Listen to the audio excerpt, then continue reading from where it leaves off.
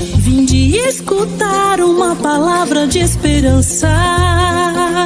Mês da Bíblia 2025. Encontros bíblicos para grupos, refletindo sobre o texto da Carta aos Romanos proposto para o primeiro encontro. Romanos, capítulo 1, versículos de 16 a 25. A esperança não decepciona.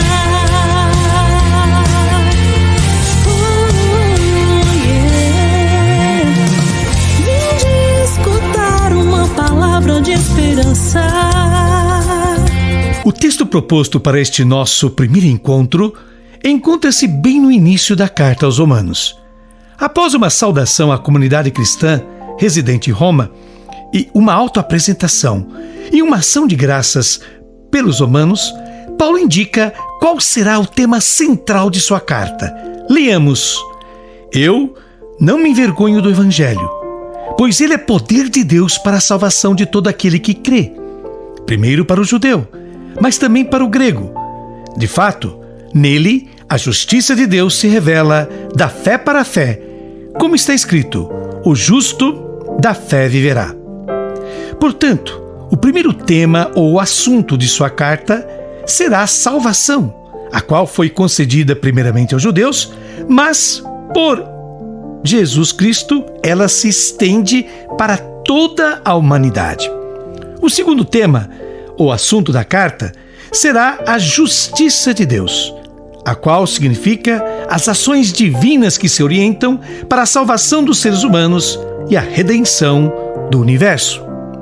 Paulo não tem vergonha de gloriar-se do Evangelho, pois a justiça de Deus, que vem até nós por meio do Evangelho, não vem por alguém ou algum mérito nosso, vem gratuitamente, através de um ato de fé em tudo que Deus realizou, através de Jesus Cristo para todos. Por isso, não se deve ler a carta à comunidade de Roma como se fosse uma exposição teórica ou como se fosse uma tese da doutrina que Paulo ensinava ao povo a respeito da boa nova do reino. Não é uma tese sobre a natureza do Evangelho. O motivo desta carta é outro. Havia muita fofoca sobre Paulo e essas fofocas já tinham chegado até em Roma. Paulo sabia disso e por isso responde, abre aspas, não tenho vergonha do Evangelho, fecha aspas. E logo em seguida diz que para ele o Evangelho é a força de Deus para todo aquele que tem fé, tanto para o judeu como para o grego. De fato, o único meio para uma pessoa chegar à justiça e sentir-se em paz diante de Deus é a fé. Por isso, Paulo afirma, o justo vive pela fé. Em seguida, em Romanos capítulo 1, versículos de 18 a 19, lemos: Revela-se do céu a ira de Deus contra toda impiedade e injustiça dos homens, que na injustiça impedem a verdade, pois o que de Deus se pode conhecer é entre eles manifesto, já que Deus o manifestou a eles. Paulo deixa claro que onde não há fé, tanto entre os judeus como a lei, entre os pagãos que vivem sem a lei, aparecem a injustiça e a impiedade. Vou repetir, Paulo nos deixa claro que onde não há fé, tanto entre os judeus com a sua lei, como entre os pagãos que vivem sem ela, aparecem a injustiça e a impiedade, influenciando tanto no olhar das pessoas que elas já nem conseguem mais perceber que estão praticando a maldade e o engano. Essas pessoas pensam que conhecem, sabem as coisas, mas estão enganadas. Mesmo querendo, elas já não conseguem enxergar a verdade, já não conseguem perceber a presença de Deus que se manifesta na criação. Prosseguindo, Paulo nos diz em Romanos, sempre capítulo 1, versículos agora de 20 a 23. De fato, os atributos invisíveis de Deus, seu poder eterno e sua divindade, são compreendidos através das coisas feitas, desde a criação do mundo, a fim de que eles não tenham desculpa. Por isso, mesmo tendo conhecido a Deus, não o glorificaram como Deus, nem lhe deram graças. Pelo contrário, perderam-se em seus pensamentos fúteis e seu coração insensato se obscureceu. Dizendo-se sábios, tornaram-se tolos e trocaram a glória do Deus incorruptível pela aparência da imagem de um ser humano corruptível e de pássaros, quadrúpedes e répteis. Vejam só esse texto forte de Paulo. Desde a criação, portanto, o mundo, a natureza, continuam existindo do jeito que está diante de todos nós. O mundo não mudou. O que mudou foi o nosso olhar, que mesmo vendo não enxerga mais nada de Deus.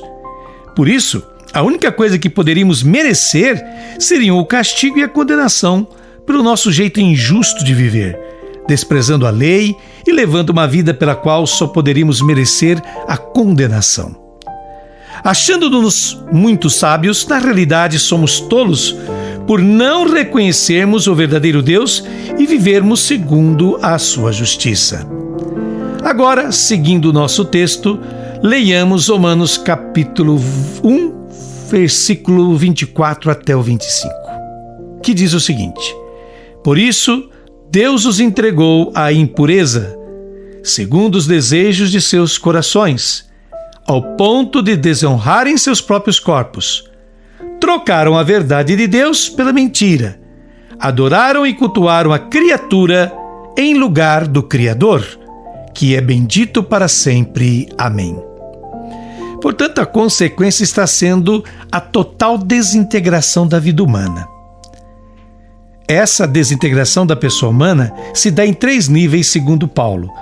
Primeiro, em nível corporal, porque o ser humano degradado, que não reconhece Deus em sua vida, faz mau uso de seu próprio corpo, entregando-se a paixões vergonhosas, como diz Paulo, reduzindo a sua própria dignidade humana. Vocês podem conferir isso na carta aos Romanos, capítulo 1, versículos de 26 a 27. Outro nível da degradação humana é em nível da natureza. Há a destruição e a exploração desordenada da natureza. Vocês podem conferir isso lendo Romanos capítulo 8, versículos 18 e 19. E o terceiro e último nível dessa degradação da vida humana, do homem que não aceita Deus, é em nível social. O ser humano se torna inimigo de si mesmo. Sem Deus, o ser humano comete injustiças, homicídios, rixas, fraude, calúnia, difamação e daí em diante. É o que vocês podem conferir lendo Romanos capítulo 1, versículos de 28 a 31. Desse modo, o ser humano torna-se uma pessoa má, invejosa, egoísta. Concluindo, o texto de Romanos, capítulo 1, versículos de 16 a 25, que será refletido neste primeiro encontro bíblico do mês da Bíblia, nos alerta para o fato de que ninguém está imune à santa ira divina que se rebela diante de toda injustiça e maldade praticadas neste mundo que Ele, Deus, criou. Vamos, não perca este encontro. Verifique aí em sua comunidade onde haverá algum grupo se reunindo e refletindo os encontros bíblicos do mês da Bíblia deste ano. Participe! Deus abençoe a todos. A esperança não decepciona. A esperança não decepciona.